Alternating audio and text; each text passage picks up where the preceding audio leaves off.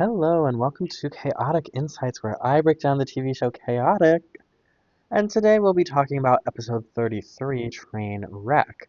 So, grab a snack, start your laundry, and we'll dive right in. So, episode summary: Kaz seems to be losing a match, and in his final battle at Castle Monarch, Kaz overthinks his strategy and he ends up losing his match because his trap didn't work. And the group seems to think that he needs to be more physical in his matches and less strategic. And the group says he needs to get a chaotic coach, maybe somebody to help him get out of this rut. And so Peyton says that he has a great idea for a coach. And he says, "Meet me at the underworld pits," which, Kaz is like a little unconventional, but okay, sure. And to Kaz's surprise, the coach is Grook, who is an underworld prison guard. And so after a training montage, Peyton reveals that Grook has been training Kaz to take over as an underworld prison guard for 24 hours while Grook goes on a journey. And while Grook is away, a creature tries to escape, and Kaz uses his newfound skills to get that creature back in his cell. After this, Kaz wins his next battle, and Tom and Sarah are impressed and ask to train with Kaz's coach. To their surprise, the coach is Grook, and they are, upset with Peyton with not being transparent for them. And that's kind of the comedic button on the end of the episode. Now, onto analysis. Is there a theme? Is there a lesson to this episode? Maybe. And what would that theme be? Don't overthink things. The episode kind of has the opposite theme of the Bodil episode, which is like brain versus brawn. Tom uses Bodil's mind to win his match. You know, you need brain over brawn was, that's that one. Was really you need balance, but you know, in that one it really specified you need brain. And this one specifies that, hey, maybe you need brawn. And Kaz kind of takes that to an extreme. Like with the Borth Majar episode, that was really about balance. Borth and Majar, one has brain, one has brawn, but they're only useful together. And so this one really emphasizes the brawn. We had one on brain, it's only fair we have one on brawn, and one on balance. And so you put those all in a pot, and what do you get? A lesson. And so really the theme of this episode is you don't want too much brain, because if you use too much brain, it doesn't yield the results that you want. And it's all about balance. So Kaz is learning to balance his strategic mind with the physical skills to back that up. And he achieves that through going through a physical training, going through physical conditioning with Grook. And so what does he do? He does physical conditioning, running, push-ups. He does target practice. He does agility drills. And he does technique drills, like, a tumble and shoot.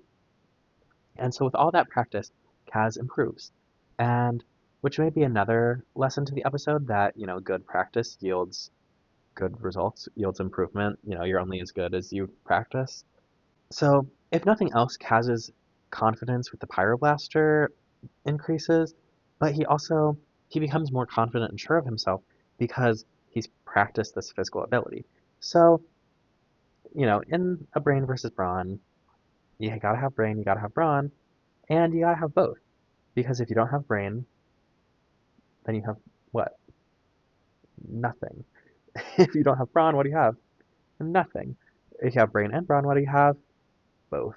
And that's what we learned in this episode, I guess.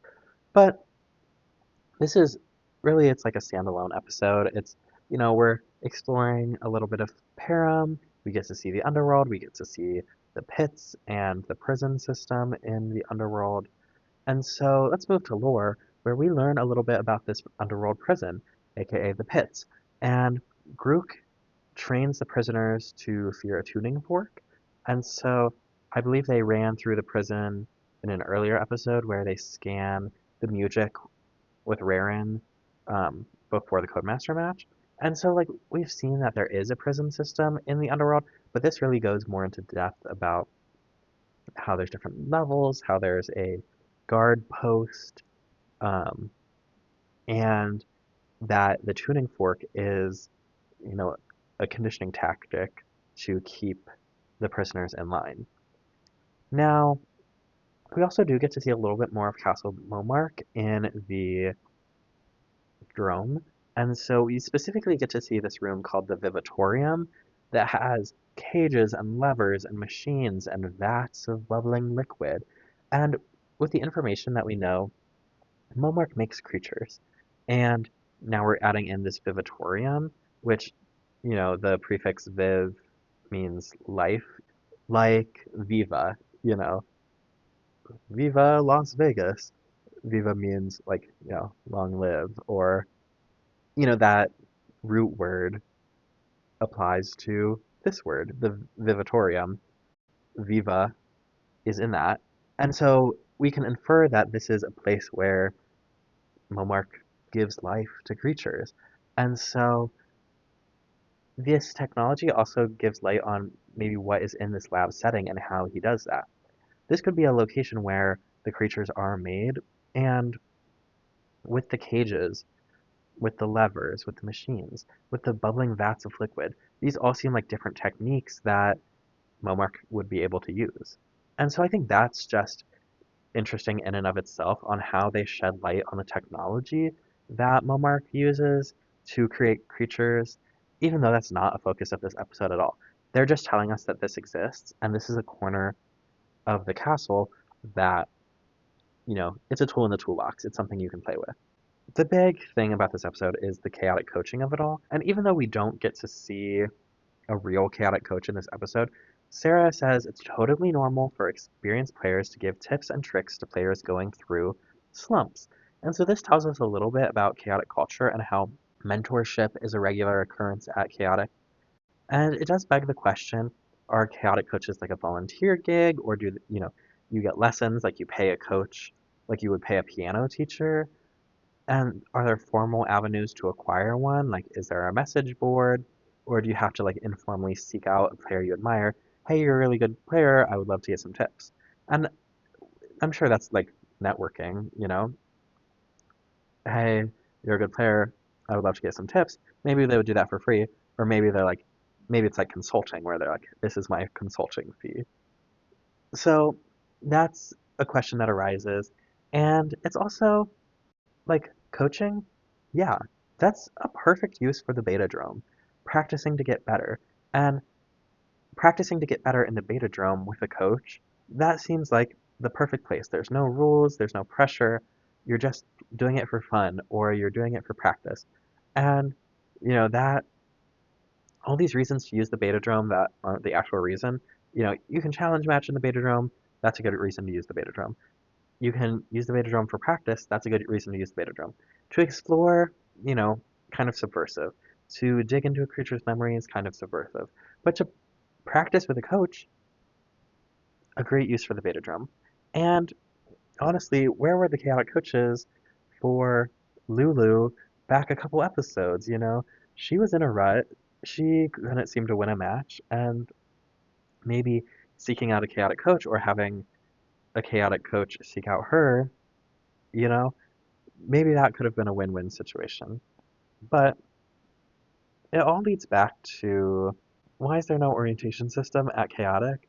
Because like coaching would be great for new players, and at an orientation session, that would be what was happening. Like, a coach would come and like just show them the ropes of how you do it, and it seems like a great way to, give back to your community, to employ these chaotic players who want to give back, and having a structured setting like an orientation in which they could do that, you know, seems like it would be useful. But anyways, on to fun facts and other notes. My favorite joke of this episode is, this might be food. Want a bite? Hilarious. But really, that's all I got for you. A short video, because this episode, it is like pretty straightforward and it is pretty standalone, and we learn things, we get insight on things, but it's not like this really deep piece of art that you can pick apart. Like, you can pick apart, lots of things. Why, what emotion is this conveying? Every choice in in an episode, there were decisions leading to that.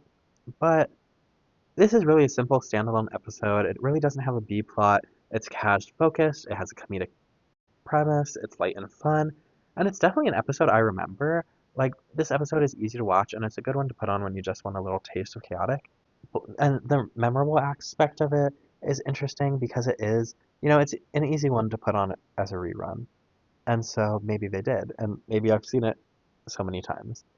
But, you know, it's it's a good episode. They have fun, there's comedic moments, but it's not really, the meat and potatoes of something that you sink your teeth into analysis wise.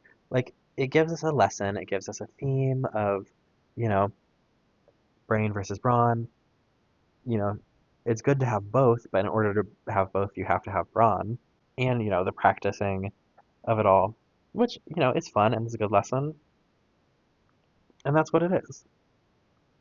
So, with that, I don't really have much more on this episode. I think it's just a fun episode, and, you know, sometimes you just gotta have fun. But with that, thank you for watching, and I'll see you next time. Bye!